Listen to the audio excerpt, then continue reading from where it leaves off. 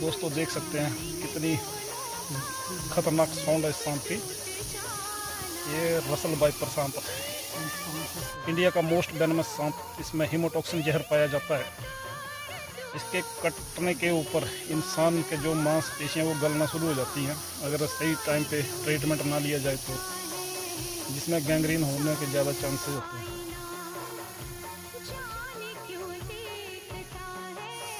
दोस्तों आज मैं अपने स्टिक नहीं लेके आया, नहीं तो आपको क्लोज से दिखाता क्योंकि खतरा बहुत ज़्यादा होता है।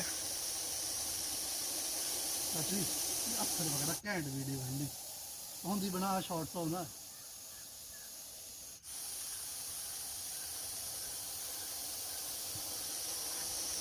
पकड़े